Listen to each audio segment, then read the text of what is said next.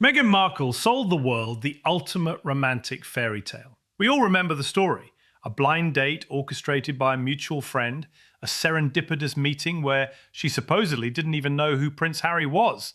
She looked into the cameras and told us she just asked if he was kind. It was a narrative wrapped in destiny, a modern-day Cinderella story built on the premise of pure, uncalculated love. But ironically, her desperate years-long attempt to preach her authentic truth is currently being dismantled by the very digital truth she allegedly tried to permanently erase. Insider reports and explosive exclusive theories are now circulating through the highest echelons of London society, suggesting that this fairy tale was actually a masterclass in corporate infiltration. What if the love at first sight narrative was nothing more than a meticulously executed operation? Before we dive into these unprecedented revelations and the recovered digital logs that could change royal history forever, please make sure to hit that like button, subscribe to the channel, and turn on the notification bell so you never miss out on the deep dives we do here. Your support helps us keep bringing you the stories the mainstream media won't touch. We live in a digital age where nothing is truly gone. You can delete an email, you can wipe a hard drive, you can even destroy a physical device, but the digital footprint remains, echoing through servers, backups, and security protocols that the average person doesn't even know exist. This brings us to the trap moment, the exact point where the carefully constructed Hollywood narrative collides with the terrifying reality of international cyber intelligence. According to exclusive insider theories, a quiet but relentless international cyber investigation into the notoriously secretive Soho House has yielded something catastrophic for the Sussex brand. We are talking about a recovered server log from the year 2017. Soho House, as many of you know, is the elite members-only club where Meghan and Harry's romance allegedly blossomed, heavily facilitated by Meghan's close friend and Soho House executive Marcus Anderson. For years, the events inside those walls have been fiercely protected, shielded by non-disclosure agreements, elite discretion, and the promise of absolute privacy for the global ultra-rich. But elite discretion means absolutely nothing to MI5. Whispers in intelligence circles suggest that MI5 cyber analysts, utilizing advanced state-sponsored data recovery techniques, managed to penetrate and reconstruct deleted data from the Soho House private servers. What they found wasn't just typical celebrity gossip, mundane correspondence, or VIP booking requests. They reportedly uncovered undeniable evidence that exactly 24 hours before the official royal engagement announcement, Meghan's handlers initiated a military-grade digital wipe of her communications. We are not talking about simply dragging items to a digital trash bin or closing an email account. We are talking about a sophisticated, highly coordinated, and heavily funded effort to scrub specific servers of all communications regarding what was allegedly referred to in these internal logs as the Prince target. A military-grade wipe involves overwriting data multiple times with random binary code to ensure that standard forensic tools can never retrieve the original files. Why would anyone need to execute a military-grade digital wipe 24 hours before announcing the happiest day of their life to the entire globe? This revelation closes a massive, inescapable trap around the entire Sussex narrative. Meghan is now caught in a credibility dilemma of epic proportions, a digital nightmare that she cannot simply PR her way out of through a friendly morning show interview or a strategically placed puff piece. It is the ultimate double bind. On one hand, she could admit the truth that is currently circulating in these but highly detailed reports, that her love at first sight story was a heavily orchestrated corporate infiltration, a calculated networking operation designed from the ground up to secure a royal target for unprecedented global fame and wealth. On the other hand, she could claim that these leaks are completely false, which would essentially mean publicly accusing British intelligence of fabricating evidence against a member of the royal family. That is a game of Russian roulette that no PR firm in Hollywood can win. If she chooses to attack the credibility of these recovered server logs, she risks triggering a devastating defamation lawsuit, or even worse, a public declassification and leak of undeniable proof from the intelligence community itself. You can outmaneuver tabloid journalists, you can silence critical biographers, but you absolutely cannot outmaneuver a state intelligence apparatus that has been protecting the integrity of the crown for over a century. The stakes have suddenly escalated far beyond embarrassing public relations blunders, awkward family feuds, or disputes over royal protocol. This is no longer just a story about a difficult duchess who couldn't adapt to palace life. According to these explosive theories, this situation is rapidly morphing into a genuine case of institutional espionage. High-ranking members of parliament are reportedly whispering behind closed doors about the severe constitutional implications of this recovered data. If a marriage into the British royal family was secured through deeply calculated, documented deception, what does that mean for the legality of that union under British law? There are unprecedented rumors circulating in Westminster that Parliament could threaten to retroactively annul the marriage based on the legal principle of fraudulent intent. This isn't just about taking away a royal style or stepping down from a ceremonial role as a working royal. A retroactive annulment based on fraud would legally invalidate the union from its very inception. It would immediately strip her of the Duchess of Sussex title, wiping her royal status from the historical record as if it never existed. Furthermore, it would completely obliterate any financial settlements or spousal support expectations, utterly delegitimizing the multi-million-dollar corporate empire built exclusively on the back of that royal title. The narrative of the victimized princess seeking freedom from an oppressive institution would instantly be replaced by the narrative of the ultimate grifter, exposed by the very establishment she arrogantly believed she could outsmart. Every podcast episode, every multi-million-dollar streaming documentary, every sit-down interview where she looked into the lens and pleaded for the world to hear her authentic truth would instantly become a permanent, agonizing monument to her own hypocrisy. She fundamentally underestimated the silent, invisible, and terrifying power of the British state. She viewed the monarchy not as a deeply entrenched sovereign family with 1,000 years of cutthroat survival instincts, but merely as a naive, antiquated, heavily bureaucratic institution ripe for a corporate takeover by a savvy Hollywood actress. But the crown does not survive for a millennium by being easily fooled by an aggressive networking strategy. The institution watches. The institution waits, and the institution absolutely keeps receipts. The server logs from 2017 represent the ghost of her own blind ambition coming back to permanently haunt her public image. The frantic, panicked deletion of messages, the desperate scrubbing of secure servers a mere 24 hours before stepping out in front of the flashing cameras at Kensington Palace. It paints a vivid psychological portrait of someone utterly terrified that their true, calculating motives would be discovered before the ring was officially on her finger. When you combine the elite, shadowy connections of Marcus Anderson, the fiercely secretive, VIP-only environment of Soho House, and the unparalleled, cutting-edge capabilities of MI5, you get a perfect storm of total revelation. The handlers who allegedly executed this server wipe made one fatal, historic miscalculation. They genuinely believed they were smarter than the intelligence agency tasked with protecting the British head of state.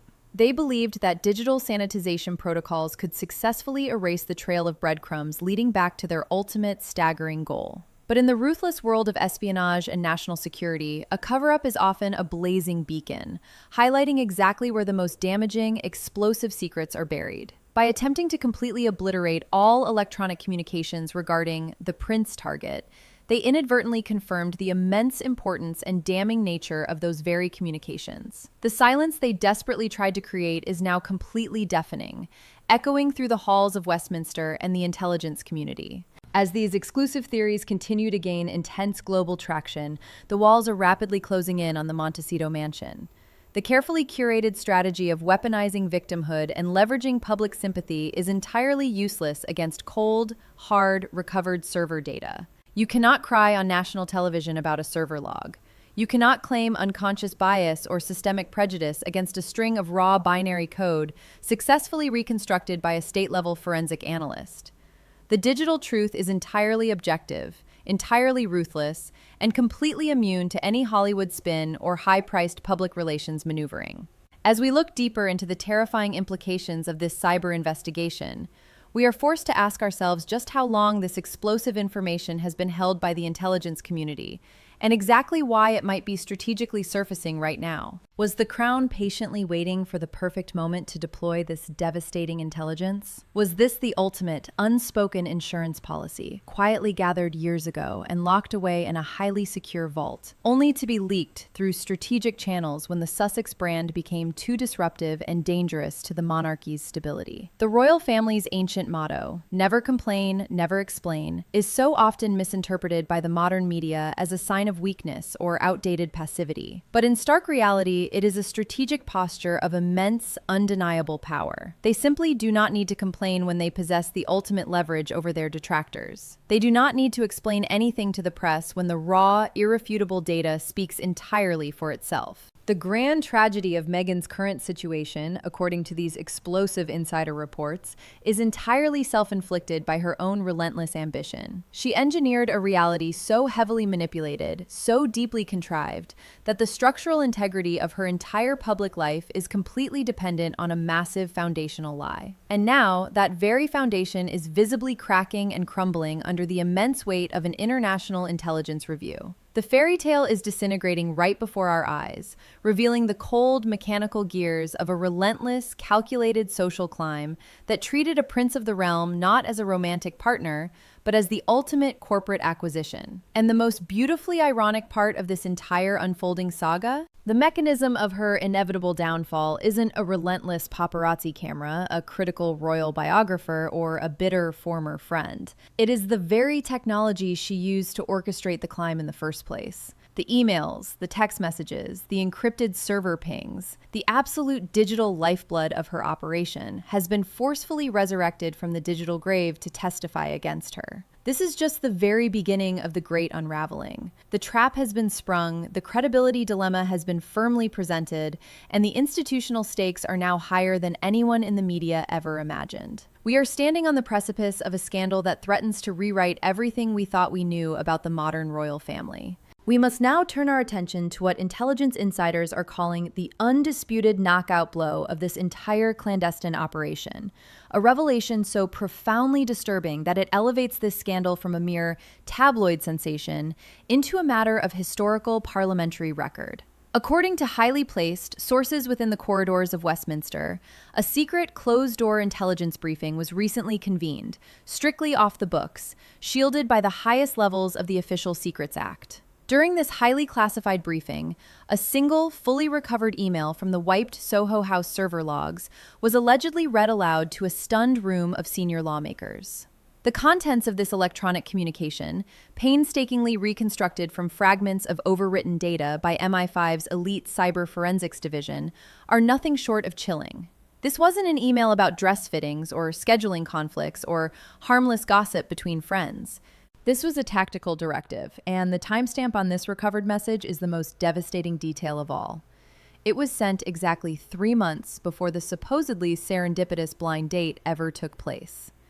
3 months before Meghan Markle would publicly claim she knew virtually nothing about the British royal family, she was allegedly sending highly encrypted directives to her handlers and PR strategists, initiating a comprehensive, deeply invasive psychological profile of Prince Harry. In this, but widely circulated transcript, the language used is not the language of a woman hoping to find love. It is the cold, clinical, and predatory terminology of a corporate raider preparing for a hostile takeover.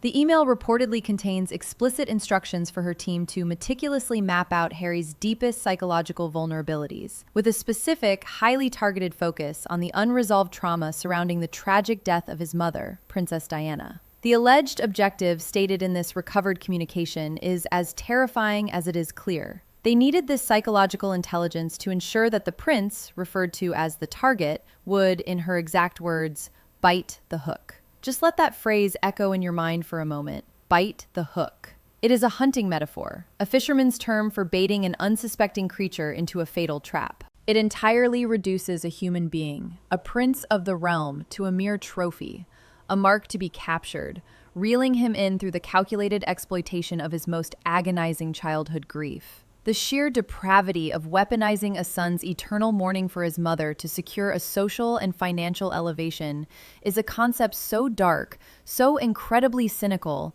that it forces a complete reevaluation of every single public interaction the Sussexes have ever had. This single piece of recovered data represents the absolute destruction of the fairy tale narrative. It proves, according to these explosive theories, that Meghan did not merely stumble into a romance with a royal, she stalked a psychological profile. This brings us to a profound behavioral flaw, a terrifying character study that explains exactly how we arrived at this unprecedented constitutional crisis. What we are witnessing, as described by behavioral experts reviewing these exclusive theories, is psychopathic calculation disguised as divine destiny. For years, the public has been force-fed a narrative of organic, magical romance, a modern love story that defied the rigid, outdated conventions of the monarchy. But the server logs tell a story of a woman who viewed the British monarchy not as a historic, solemn family to join in service, but as a multi-billion-dollar corporate acquisition ripe for the picking. She fundamentally misread the room. She applied the ruthless, cutthroat tactics of Hollywood networking,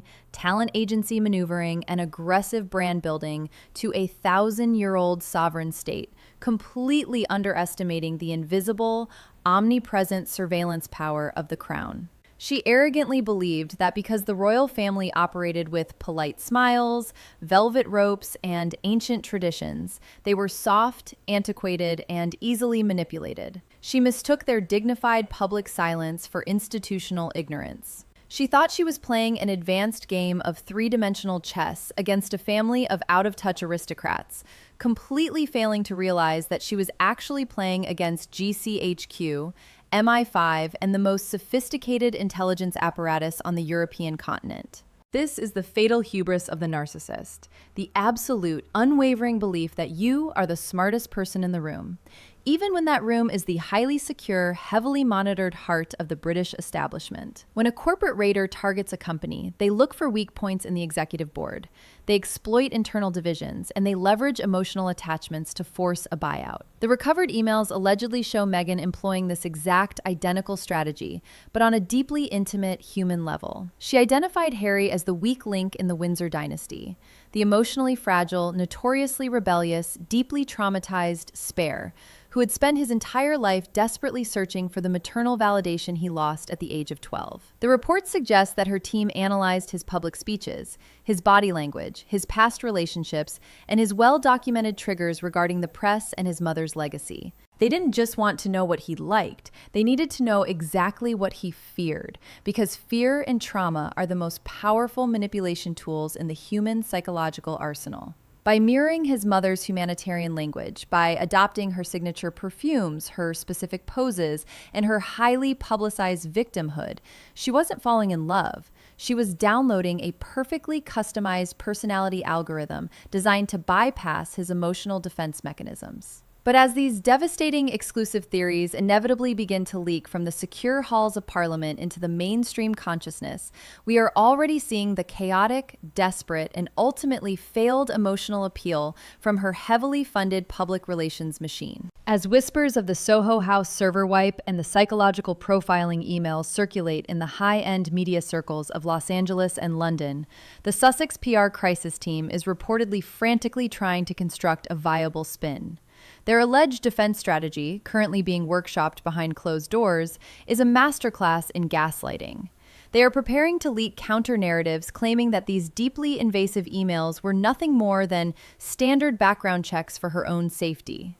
They want to sell the public the idea that Meghan was just a vulnerable, independent woman living in a dangerous world, and that researching a high-profile global figure before a blind date is just basic, responsible due diligence. They will try to frame her as the victim of an overzealous intelligence agency that illegally intercepted a woman's innocent attempts to protect herself from a potentially dangerous situation.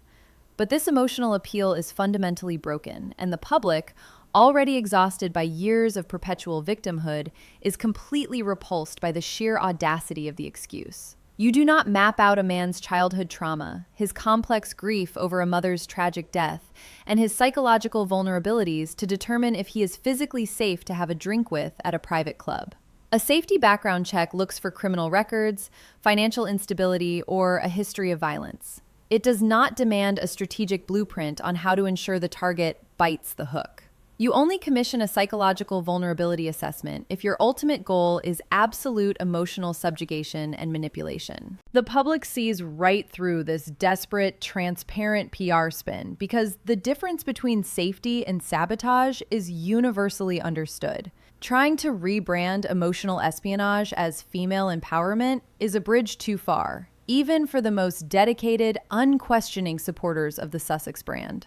This immediate, visceral repulsion from the public highlights the ultimate thematic hypocrisy of this entire saga, exposing the core moral failing that will define Meghan Markle's legacy in the history books. You simply cannot stand on a global stage, demand that the entire world worship your beautifully curated, authentic love story, and fiercely demand absolute privacy when the cold, unforgiving digital receipts prove that your romance was actually a highly executed, ruthlessly managed business plan. For years, she has aggressively monetized the concept of authenticity. She sat on Oprah Winfrey's manicured lawn and wept about the organic purity of her love, claiming she was a naive outsider who was brutally chewed up and spit out by a cold, unfeeling institution.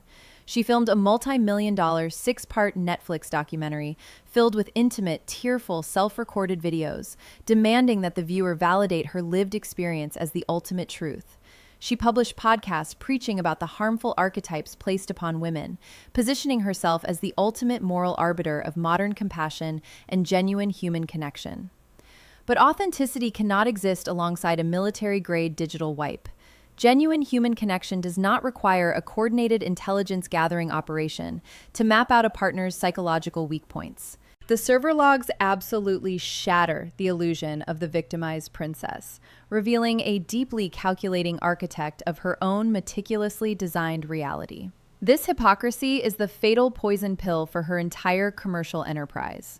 Her brand, her massive Spotify and Netflix deals, her speaking engagements, and her philanthropic posturing are entirely built on the foundational premise that she is a beacon of authentic, relatable truth in a world of institutional lies. If the foundation of the relationship itself is exposed as a manufactured corporate infiltration strategy, then every single tear shed on television, every grievance aired in a biography, and every accusation of institutional cruelty is instantly invalidated. The public is realizing that they were not watching a documentary about a royal romance. They were watching a high-budget, heavily produced commercial for a hostile corporate takeover. The betrayal felt by the audience is profound and irreversible. They bought into the fairy tale. They defended her against the British tabloids. They championed her cause against the establishment, only to discover through these explosive intelligence leaks that they were merely pawns in a highly sophisticated, digitally coordinated PR campaign. You cannot preach about the sacred nature of your authentic truth when British intelligence is reportedly holding the deleted emails that prove you scripted the entire narrative 3 months before you even met your co-star. This is the reality of the digital age. Your deleted secrets will always, eventually, outlive your manufactured public image. But the ultimate tragedy of this unprecedented scandal does not unfold in the halls of Parliament or the frantic strategy rooms of Hollywood public relations firms. The true, devastating climax of this entire saga is intensely personal, playing out behind the heavily guarded gates of a sprawling estate in California.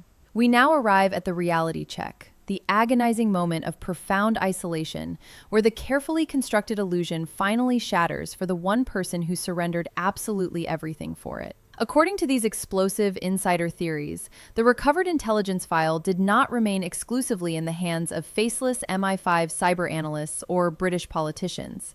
Through highly secure clandestine channels, an unredacted copy of the Soho House server logs, including the exact chilling emails detailing the psychological mapping of his mother's death, was allegedly delivered directly into the hands of Prince Harry. Imagine the cataclysmic psychological shift of that exact moment. For years, Harry has fiercely defended his wife against his family, his country, and the global press, fundamentally believing with every fiber of his being that he was the heroic protector of a vulnerable woman who simply loved him for the man he was. He severed ties with his only brother, he publicly disparaged his father, he walked away from his cherished military titles, and he abandoned the very country he swore to serve, all on the foundational belief that this romance was an act of divine, organic destiny. Reports from individuals close to the Sussex camp paint a harrowing picture of what happened next. Upon reading the raw, recovered emails, upon seeing the explicit, undeniable directives to exploit his unresolved trauma and ensure that the target bites the hook,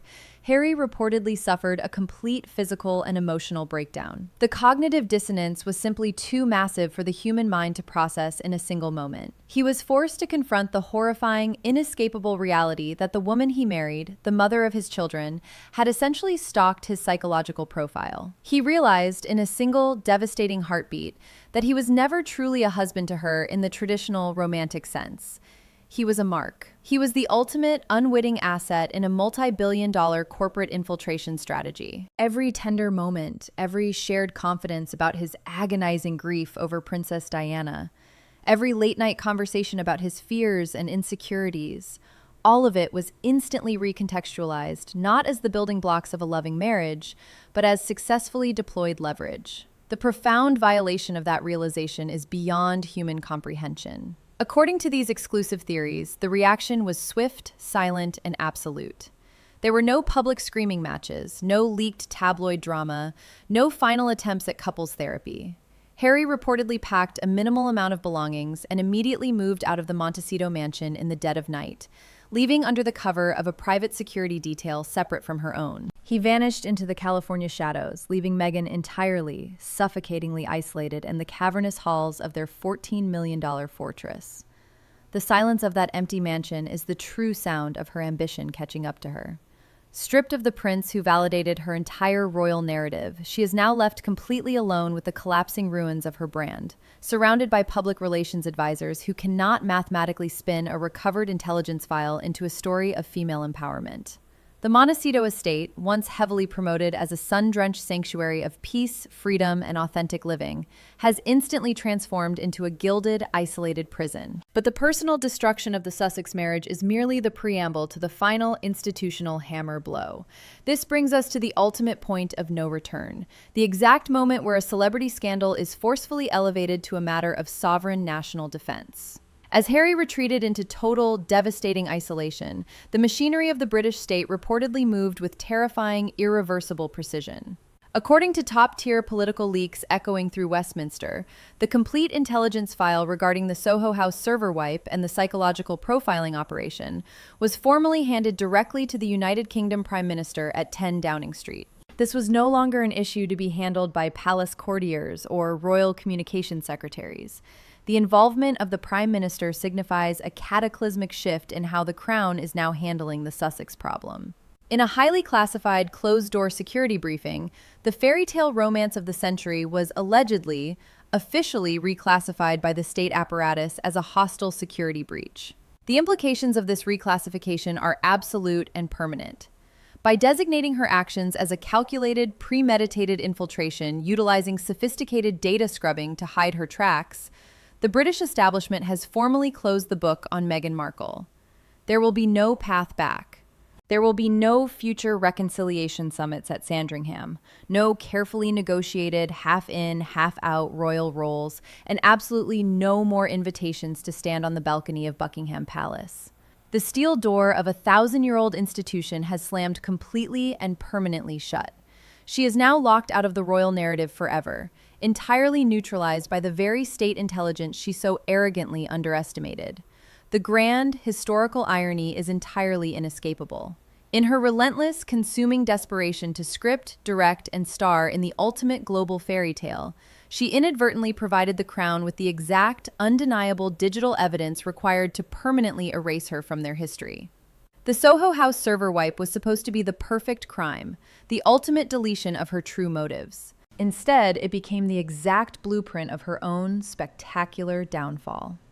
Thank you so much for watching this deep dive into the most explosive, exclusive theories currently rocking the foundations of the monarchy. If you found this investigation as mind-blowing as we did, please make sure to smash that like button, subscribe to the channel right now, and ring the notification bell so you are the first to know when we uncover the next layer of this incredible story. Let us know down in the comments below what you think about these recovered server logs. Do you think the monarchy will ever publicly release the files? We want to hear your theories. Stay tuned, stay vigilant, and we will see you in the next video.